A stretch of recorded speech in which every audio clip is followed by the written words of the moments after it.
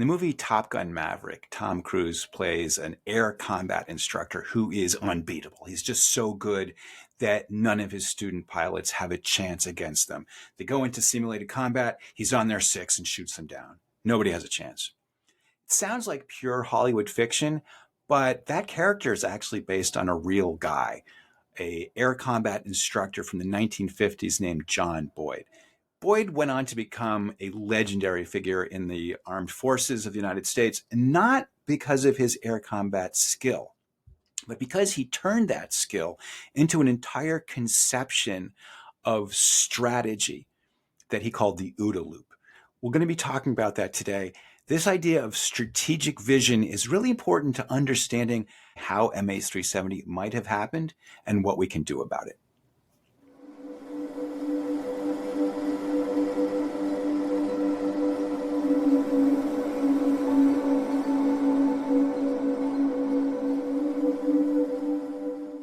Hi, everybody. Jeff Wise back with you. Today, we're going to be talking with an old friend of the podcast, Tom Withington of the Royal United Services Institute, who is an expert in electronic warfare and cybersecurity, and also just published a really interesting paper about maneuver warfare, which John Boyd's ideas have really been formative in shaping. And stick around after the interview because I've got news for you about the Flaperon project and feedback about the mysterious world of UFO wormholes. Couple of housekeeping things first. For a long time now, we've been offering paid subscriptions on the Substack show page. I've been so busy making the podcast that I haven't had time to offer additional features that might, reward people for doing it. The people who have been taking paid subscriptions have basically just been doing it out of the goodness of their heart. I've been really wanting to offer something, and people who are new to the podcast might not know that it started out originally as a collaboration last year with a journalist from Milwaukee named Andy Tarnoff. We did 31 episodes together. Those are now under his control. I don't have access to that original YouTube page anymore. I do have the videos, and when we made them, we were still figuring out how to do it. And I thought it might add some value if I remastered them, re-edited them, added some new content, and made them available to the public so that they could familiarize themselves with the kind of information that's the underpinning of the current podcast. And I also want people to have access to it. So to kind of square the circle, what I've decided to do is for paid subscribers to the Substack show page, I will put up these original remastered episodes behind a paywall. Only they can have access to it. But then after a week, I will take it and put it on YouTube so that everyone can see it. Let me know if you think this is a good idea. If you are a paid member, if you think this is a worthwhile something to get for your money. If you're not a paid subscriber, maybe let me know if this is something that might induce you to become a paid member. I basically feel that anyone who is giving money to help support this podcast is really doing me an incredible service and help. And I am grateful to you. Anything you can do to help is incredibly worthwhile. And if you don't feel like you can join a paid membership, just even subscribing to the Substack show page or subscribing to the YouTube channel, that helps me enormously too. Enough of that. Let's get on with the interview. Tom, I really appreciate you coming back on again. You are the first person I've had on twice, so that's quite a historic moment here. What you are concerned about and what you study is of so direct relevance to this topic. So thank you for coming on again. Well, thank you for the invitation, Jeff. I mean, I really enjoyed the chat we had last time, and it's very flattering to be back and chatting to you once again. And I'm sure we're going to have some more fun delving into some of these weird and wonderful subjects that we sort of touched on last time and we'll be tackling today. Yeah. So for listeners and viewers, Tom was on episode 7, which was the threat space, which had to do with cyber warfare and the vulnerability of civil aviation to cyber attacks. Today, I was quite fascinated to read your paper, which was called Maneuver Warfare and the Electromagnetic Spectrum, which appeared in the RUSI Journal, because you are a senior associate fellow at the Royal United Services Institute. And this was a topic that you took on. And I really wanted to address it because to understand this event, which may have been a strategic level action, we need to understand the strategic environment that existed and the strategic thinking that is now common amongst, I would say, armed forces around the world. This is idea of maneuver warfare. And I was hoping you could kind of talk about basically what is maneuver warfare. Many ways, it's many things to many people, but Mm-hmm. broadly speaking, I think how you can summarize it is that it's a desire to degrade the enemy's will to fight, so to continue the battle, continue the war, with the minimum expenditure of force necessary. So how I would sort of characterize this is you think about the sort of thing that we hear about from the First World War, particularly the latter stages of the First World War, where in Europe, where the war became very attritional. And what that meant is you've effectively got two evenly sized forces thereabouts facing each other, slugging it out. How maneuver warfare differs is it's an attempt to try and find the weak points of an enemy, but weak points where their loss or their degradation will cause a significant problem for that enemy, possibly even precipitating their defeat. It's not a new concept. I mean, the Chinese military philosopher Sun Tzu talked about it. The sort of father of modern strategy, if you like, Karl von Clausewitz, talked about it in his seminal book on war. And it was perhaps most famously and visibly exploited as a concept by the German army during their lightning drive across Europe at the start of the Second World War. So to give you an example of sort of how maneuver warfare works, let's think about the first Gulf War, 1990-1991. Iraq has invaded Kuwait. The US has led an international coalition of forces that are intending to evict the Iraqi president from Kuwait. And initially an air campaign starts that lasts for 6 weeks, and then there's a 100-hour ground war. There's a maritime component as well. And Saddam Hussein's control of Kuwait ends.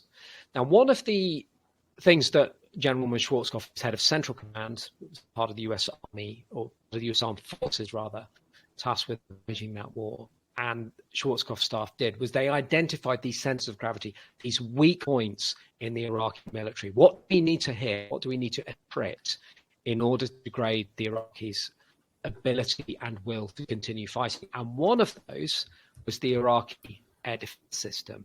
Iraq has some of the most heavily defended airspace in the world. And Schwarzkopf and his air planners realized if we can degrade that air defense system to the point of it being useless, we control the skies. And if you control the skies, it's a really good way of helping you also control the ground. And so essentially, to go back to your original question, maneuver warfare is the degradation of the enemy's will fight through the identification of weak points, centers of gravity, where the degradation or destruction of those centers of gravity prevent the adversary continuing their course of action. Very long-winded description, I know, but that's sort of how I see it. But so the upshot is that in contrast with World War I, where both sides just poured material and manpower into this bloody slugfest and basically just ground each other down into hamburger, with the Gulf War, you had one side which had a much clearer operational picture of the environment, knew where the enemy was, had the means to attack the enemy in a one-sided way. The Air Force had just rolled out this F-117 stealth fighter that could penetrate air. It was top secret. And so basically the Iraqis just got hammered and couldn't see what was coming. And it was a very one-sided, very quick, and almost bloodless battle from the Ally side. And Saddam was basically destroyed. Yeah, I mean, I would say, to sort of expand on the point you made, I would say rather than Saddam being destroyed, because as we know, he did live to fight another day after that. But the key thing was that the war aims, which was the liberation of Kuwait, were also very clearly defined, which I think was another thing that helped the maneuver battle, the maneuver mindset. You know, you have a set of objectives you wish to achieve that are very clear, and then it's arguably easier to build the war plan around that. Now, at the time of the war, in the aftermath, some U.S. generals cited the influence of one American strategic thinker in particular at the time. This was a man named John Boyd. And I was wondering if you could talk a little bit about him, his background, and what his ideas were. John Boyd is a really interesting figure. I'm really pleased you brought him up, actually, because I'm a bit of a fan of his, as I think as a lot of people are. And John Boyd had been a fighter pilot in the Korean War. And the Korean War is often referred to as the Forgotten War. Obviously, it happens quite soon after the Second World War. It's happening in the Far East, on the Korean Peninsula. But it features some very important innovations, and one of which is the sort of en masse use, if you like, of jet fighter combat. So we've seen the advent of jet aircraft in the Second World War, but it's been quite small. It's been quite restrictive. In the Korean War, we see that changing. There is a significant deployment of fighter aircraft. And one of the things that Boyd noticed as a colonel in the US Air Force at that point is that the pilot who observes the situation, decides what they're going to do, and enacts that decision at a faster pace than the adversary in an interwar engagement is usually the one who will prevail in that engagement. And he came up with this concept called the OODA loop, which is observe, orientate, decide, and act. And he really, if you like, he's one of the modern exponents of maneuver warfare. And his success is also, I think, underscored by the fact that the OODA loop, we still use it, we still refer to it. Any good theory is one that stands the test of time. And not only is it applicable in the military environment, but it's applicable across aspects of life in many ways. Businesses have taken up OODA loop. They're very interested in it. Large organizations. Yeah, I think an important thing to understand about the OODA loop idea is that you are using it even when you don't realize it. It's actually a kind of a way of conceptualizing what the decision and action process is. And I just want to kind of quickly explicate a little bit about the four parts, the OODA. There's observe is the first O, which means basically to take in information about the environment, understand what's happening, form a picture of what's going on. In the case of the fighter combat, where is your enemy? How many enemies are there? What kind of aircraft are they flying? Do they have like a lot of weapons? Do they not have weapons? And what about you? What kind of plane are you flying? What's your altitude and speed and all this? So you form a kind of picture of what's happening. And then orient is it's sort of kind of related to that, I think. But you basically form an understanding of what the consequences are of your actions and what your different possibilities are. Then decide, you have to choose amongst those options. You have to figure out which one is best. And then to act is to implement that decision and to take action. And so if you're a fighter pilot, you think about, where am I in relation to my enemy? And what is his position? And then you decide what you need to do. Maybe I need to pull up and bank, get behind him on his tail. I decide what to do. Should I fire a rocket or shoot my gun? And then I pull the trigger and I shoot at him. And it's important to understand that this is not a sequential thing. All of these things are happening simultaneously all the time. But it's a loop in the sense that it's iterative, it's continuously ongoing. And as you say, this is something we use all the time in our daily life. It applies in business. And it's been very influential, this kind of thinking, whether it's under the label of OODA or not. It's also called the decision cycle. If you're in software development, there's a process called agile software development, which is basically constantly iterating, constantly refining. And trying to, if in the case of a fighter pilot, you're trying to stay what's called inside the loop of your enemy, which means deciding more quickly, thinking more clearly. And I think this is a really crucial part of this idea understanding your enemies or your adversaries' mindset. How do they see the world? And so this is what makes it so interesting, is that I'm trying to understand what you know about me. Yeah. And that can get very, very complicated if you have two like spy agencies. And I think as spy agents, Putin is a former KGB officer, and the whole idea of intelligence, espionage, is to try to see what can I do without having to call in the bombers and the tanks, right? Yeah. Yeah, definitely, definitely. And something I'd add to that, Jeff, is also the sometimes you leave out actually the orient part of the Mm, OODA loop. You just go from observe, decide, act, and that can just right, be instinct. That can just right. be the speed of reaction has got so good that actually you're not even thinking it, because you have calculated in your own mind that that course of action has a very, very high degree of probability that it will work. Ergo, you don't necessarily need to do that orientation step.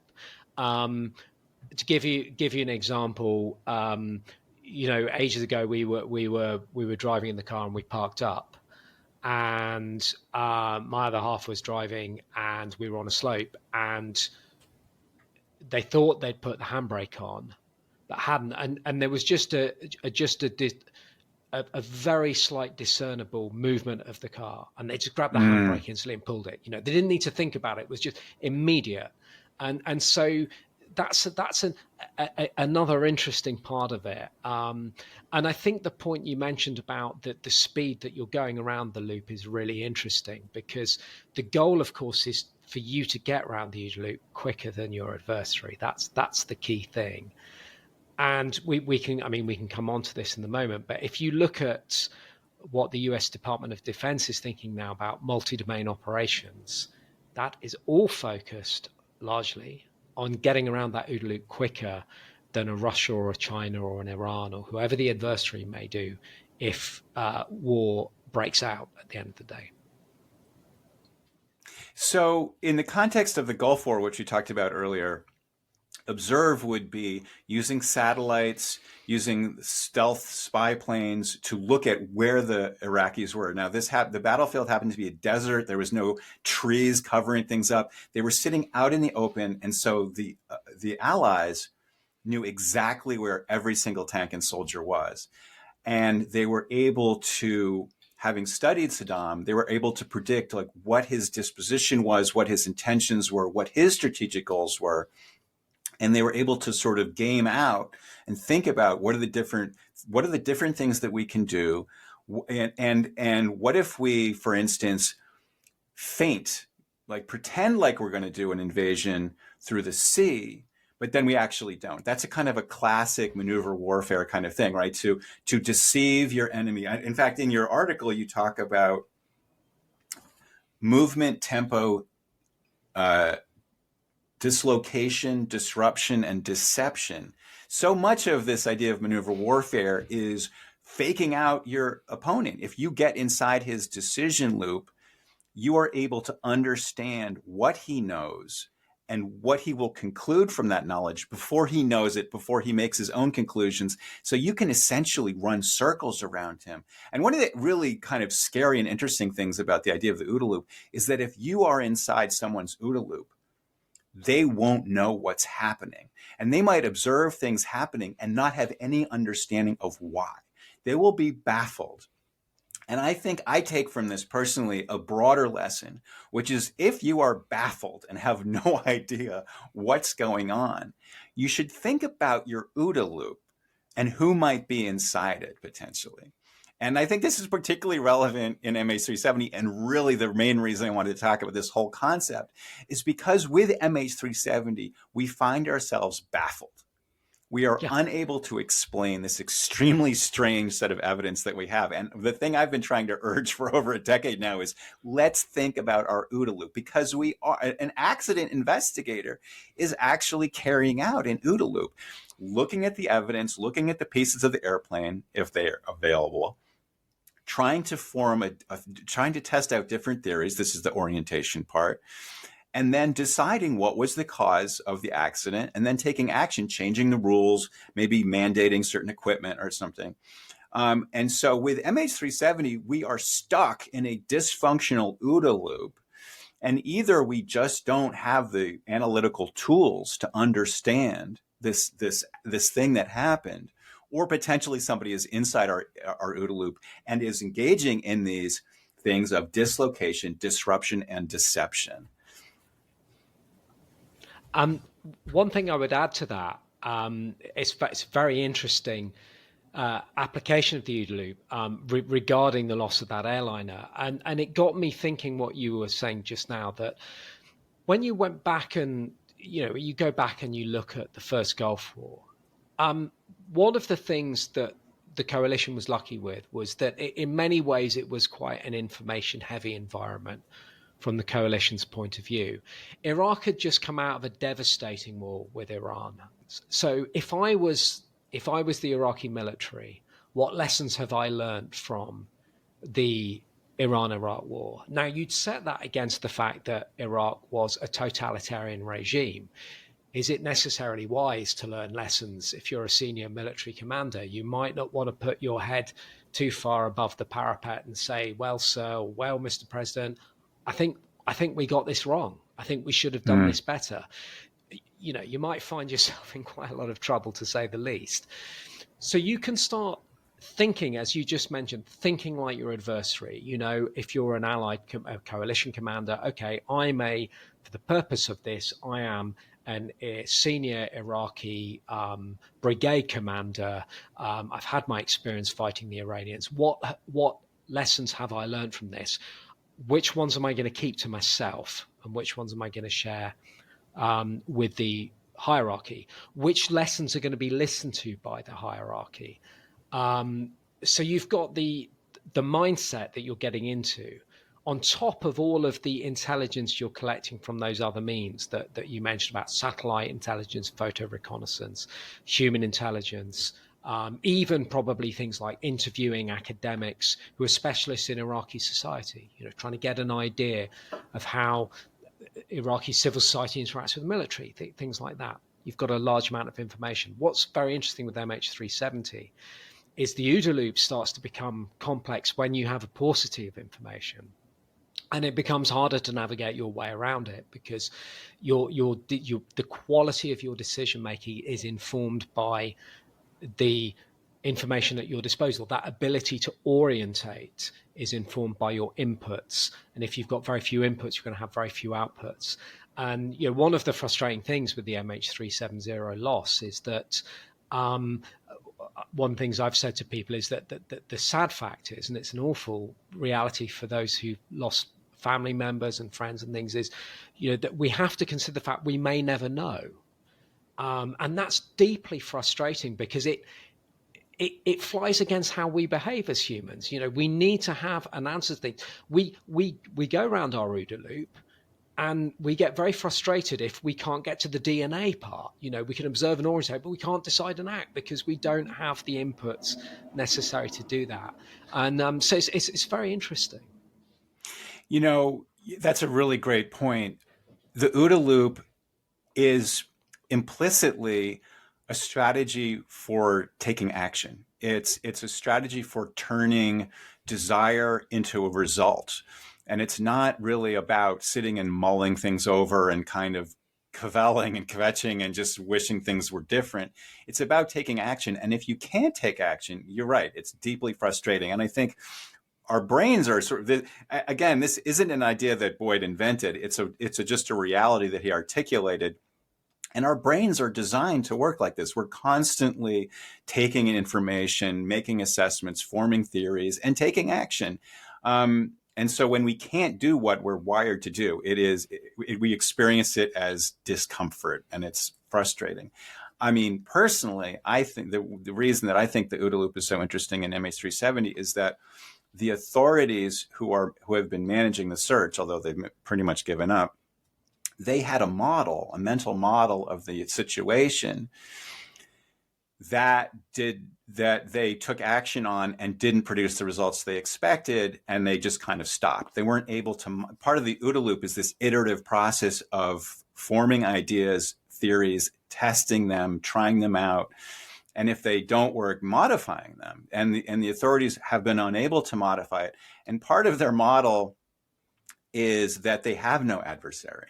They think that there is no adversary. And this idea that if someone is inside your OODA loop, you're kind of crippled in a sense, because you don't know why you're confused. And because your enemy is smarter and faster than you, you're unable to gain purchase. Anytime your fingers start to grope towards something that you can grab onto, that thing can be like ushered away. And I don't think it's unsolvable, which is why I'm having this podcast, but I think it does require kind of more sophisticated understanding of the situation. Let me ask you kind of imponderable. What do you do as somebody who is struggling to achieve an objective if you are flummoxed, if you're helpless, if you can't gain purchase, if someone is kind of constantly moving the ball on you? How do you get out of that? For instance, if you're a fighter pilot and somebody's inside your OODA loop, how do you get out? That's a very good question. I suppose cynically one could say, well, you should never have let yourself get into that situation in the first place. But that's a glib response, and that's just not reality. Too late. It's very hard to know. I mean, I can't claim I know the answer to that. I mean, I think that I suppose when things are going wrong, one of the immediate things is that you are suddenly reactive. So your adversary is getting around the OODA loop quicker than you are. And what that means is that you're always playing catch up. You're never, ever setting the initiative from that point. And in many ways, things are just going to get worse. So maybe that's the moment where you have to rethink completely and think, right, I just need to do something completely different here.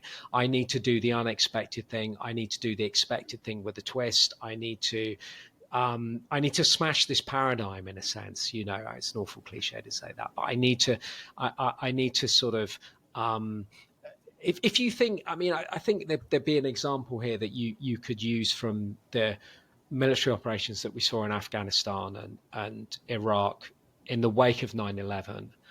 And I remember a conversation I had with a friend of mine. We were talking about maneuver warfare, actually. And they said to me, well, maneuver warfare is a very tech-heavy, very, very developed nation thing to kind of pursue.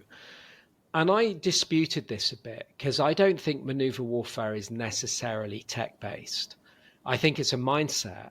And to give an example of the insurgency in Iraq or the insurgency in Afghanistan, I mean, again, I'm probably being a bit simplistic here, but if you think about when you had the initial large-scale deployment of coalition troops into Afghanistan, you're dealing with the Taliban, Al-Qaeda and their various acolytes. And they would have learned pretty quick. Oh, and of course, the Northern Alliance, who were the local troops who were sympathetic to the coalition. Those adversaries would have learned pretty quick. There's not really a point for any of us to go into a toe-to-toe battle with the United States and its coalition. Toe-to-toe, it's not going to work. We're going to get absolutely smashed. So what you do is you have to rethink that completely. And the upshot of that is you go to guerrilla warfare. Yes, we can't win a tank-on-tank engagement against an Abrams, but what we can do is, cynically, we can blow up troops here and there. We can create a drip, drip, drip of casualties. We can match that with what we know about Western or the aversion to military casualties in large parts of Western polities, particularly in democracies, and we can exploit that. And we might not it might not be immediate, but we might get as a result. And of course, it did get a result in Afghanistan with the eventual coalition withdrawal. And that, I think, is an example of, okay, we smashed the paradigm here. We can't get round the OODA loop quicker than the Americans can. It's not going to happen. We're always going to be on the defensive if we're fighting on their terms. We need to start fighting on our terms. And I think that's maybe one of the ways you resolve that question you said about what if I'm just on the defensive? This isn't working out for me. I can't get around the OODA loop quicker than the adversary.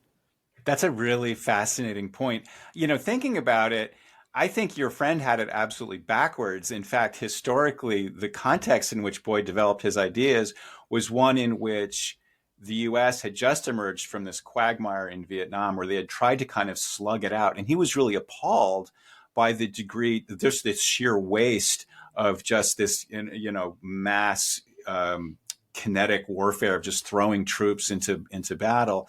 And so he was, and then one of the really, I think, formative events of that war, there was a particular incident where the U.S. sent in some bombers and a fighter cover. And these were the latest generation of American jets. And they got absolutely chewed up by these MiG-17s, which were a generation older, smaller, slower, less heavily armed, much less technology. But they got absolutely chewed up because these older jets were lighter, nimbler, and the pilots could really focus on the mission, which was shooting down the Americans, at which they were very successful. And yeah, I mean, actually, sure, if you're two peer-to-peer adversaries who are kind of fighting the same game, having more technology is definitely going to help you get inside your opponent's OODA loop. But if you're really unequal, then this kind of maneuver warfare mentality can help the underdog take on a better equipped adversary. And I think, and actually this leads me to another topic I wanted to get into with you, which is maneuver warfare in the context of Russia versus the West, Russia versus Ukraine, and something that we've looked at a fair bit in this podcast and we'll be actually addressing in more detail in the next episode, has to do with Russia's strategic perspective, Russia's strategic goals, and how it used maneuver warfare in the decades following Putin's ascent to power. We've touched on it in this conversation, but I think it deserves underlining. The OODA loop, actually, there's a fifth part that isn't one of the four letters, but it is implicit in talking about the OODA loop, is a goal. You have to have an objective that the OODA loop is bringing you towards. And understanding your opponent's objective is a really important part of getting inside his OODA loop.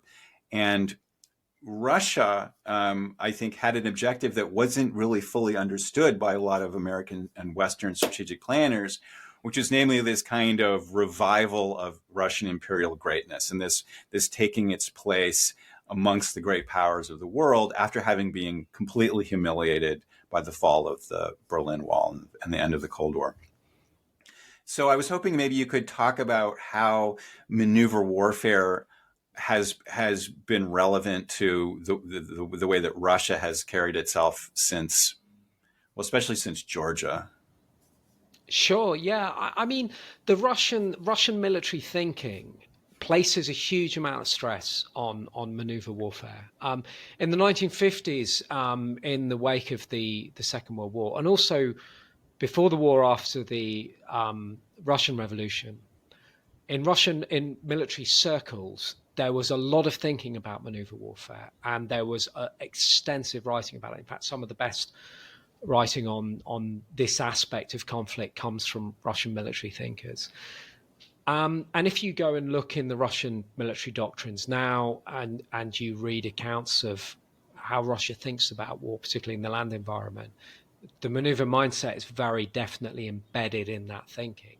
But one of the big problems I think Russia's had is that on one hand, there is this embrace of the concept, but that is set against the prevailing governmental and political realities of what Russia's faced really since the Russian Revolution, I would argue. So you're dealing with, in the years of communism, a autarkic, authoritarian, totalitarian regime.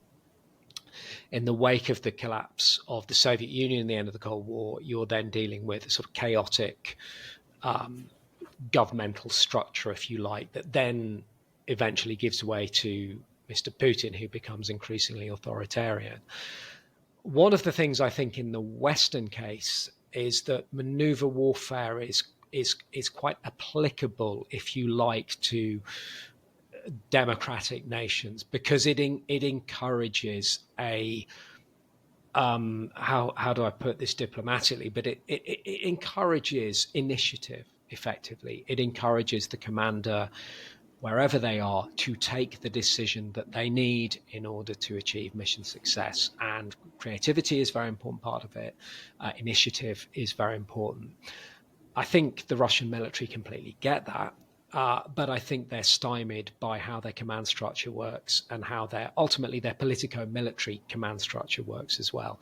That while you may have individual initiative, and we've certainly seen that in Ukraine, and Ukrainians I speak to regularly will say it's a misnomer to think Russians are always hidebound on doctrine. They take doctrine very seriously, but they also do have initiative, and they show that, and that's demonstrated. But that has to be set against the next echelon up, if you like, and the willingness of the commander to say to the subordinate, yes, go ahead, please be creative, show some initiative, do something. I don't care how you get the objective, go and get the objective. That's the crucial thing. And that's a very maneuverist mindset, I would argue. So I think in answer to your question, to summarize, you to take a broad brush sort of picture of Russian military history since the revolution, you've had this antagonism between a maneuverist mindset, particularly after the Second World War, and the politico-military realities of how the Russian military is run effectively. And I don't see that resolving anytime soon. And that, in many ways, has caused Russia problems. It's caused Russia problems in Chechnya, in Syria, in Georgia. It's now causing problems in Ukraine. There is a disconnect. Now, if Russia can fix the disconnect, then things might be very different. But part of fixing that disconnect may be for Russia to finally, embrace a democratic, open, liberal government that will encourage, will act as a foundation to encourage that. You could then extrapolate further and say, but if Russia embraces those concepts, will the country's government rather, and its rulers still have such an aggressive mindset towards its near abroad? In many ways, that's another conversation. But I think that, to me, is where the problem sort of lies. So we were talking about the Gulf War, the first Gulf War, and how it seemed to the rest of the world was, I think, shocking to a certain extent. I think Russia in particular, which was sort of at its nadir at that point in the early 90s, having just come out of this, basically the Soviet Union had collapsed. And when the Russian armed forces were just a mess, let's put it that way. But when Putin came to power and he was determined to revive Russian greatness, one of the things he did was invest a lot of money and attention into reviving electronic warfare, looking at intelligence gathering. The Russians have come out with a whole bunch of specialized vehicles. This is your area of expertise, so I'd love to hear your perspective on this. But the other thing that we saw happening was an investment in, what's called gray zone techniques like assassination, disinformation, hacking, and election interference, what I like to call skullduggery. And Putin is a KGB guy, so this is kind of natural. He's a judo champion. He was a judo black belt or something. So this idea of kind of assessing your rival and kind of using their own momentum against them is kind of second nature. And so we saw a lot of this. So if we're talking about the era around 2014, we're seeing all kinds of actions along this line. Yeah, definitely. And I mean, you mentioned the electronic warfare aspect of the Russian military. I mean, fighting in the electromagnetic spectrum is something that the Russian military writ large take extremely seriously, as does NATO, to be fair as well. But it sees it seriously in the wider context of information operations. I mean, Russian military thinking, there's a number of really good books on this as well that are out there, talks about information as a resource and information as a target set. And something that can be exploited. Now, in the Cold War, we would have called it propaganda. You could argue that, to an extent, information warfare is a sophisticated propaganda exercise in a sense. But you're absolutely right in terms of what you're saying in your question, that what you're seeking to do is target. It's a maneuverist mindset again, an asymmetric mindset as well. all warfare is essentially effect based. So you drop a shell on something to have an effect, you blow something up to have an effect, you jam a radio to have an effect. And what Russia's doing in the information arena, in the information world, if you like, is very similar. The targeting through cyberspace, for instance, social media, whatever it is being done for an effect. So you could argue it's a very sort of maneuverable way of looking at things. And as you say, Mr. Putin has been in the world of espionage for a long time. I mean, he is an old hand at it. I've taken up so much of your time, and I really appreciate your generosity with your time and your expertise. I will love to come back and talk to you more. This is an almost bottomless well. But just to put a pin in it for today, we've been talking about the OODA loop, the decision cycle, why you can feel really baffled if someone gets inside your decision cycle, and what you can do to get out of it. I really recommend people check out your article. I'll provide a link here, Maneuver Warfare and the Electromagnetic Spectrum, for the RUSI Journal. Tom, thank you so much. Not at all, Jeff. It's been an absolute pleasure. As you say, I mean, you and I could sit down with beers and talk about this all night, because there's so many different directions. And thank you massively for the article as well. I would advise people, it also works really well as insomnia, or if that's something that they're looking for. But let's, more than happy to keep the conversation going. Let's do that. And it's a real pleasure to be chatting to you. And let's catch up again soon. I really enjoyed it. Fantastic. Thank you. Thanks again to Tom Withington for coming on the show. Always incredibly interesting to hear what he has to say. Now I'd like to move on to a community radar segment. I want to touch on last week's episode. We talked about UFOs, wormholes, and the whole concept of conspiracy theories, and how those conspiracy theories can really muddy the waters and make it harder for us to understand what happened to MH370. Got a lot of feedback from people. People had strong feelings one way or the other, but I want to go to another old friend of the podcast, Ed Densel, who wrote an email that I thought was just really hit the nail on the head. He wrote, Jeff, listening to this week's episode right now, always dangerous and frustrating when straying into the worlds of people like Ashton Forbes. My perception of all conspiracy theorists like 9/11 and Flight 370, etc., I don't think they believe anything they say. As your guest said, they are all opportunists. And the more they get attention, the more they lean into their non-believed beliefs. Really, they're provocateurs. They have no real ideas or values. They simply appear to think anything or support anything that is controversial. I have a friend who is like this. He's a nice guy, but he has no real solid ideas about anything once you peel it all away. He will simply take a contrary position just to have a conversation/argument with people. This is who Ashton Forbes, etc. are. Another thing, they are master manipulators, and that includes YouTube views. I believe that's all faked. Easy to do. Interesting. I always like to hear what Ed Densel has to say. He's helped me a lot, given me good advice for the podcast. You should definitely check out Ed's excellent podcast, Unfound, at theunfoundpodcast.com. One last thing before I go, I just want to touch briefly on the Flaperon project, which I started talking about a few episodes ago. Got a huge response, and I'm going to be getting back to it heavily in episode after the next one, getting into practical steps that we can take as a community to try to move the ball forward and get some resolution to this mystery. For now, I just want to quickly describe an idea that Andy Sabrandi came up with after we spoke for that podcast interview.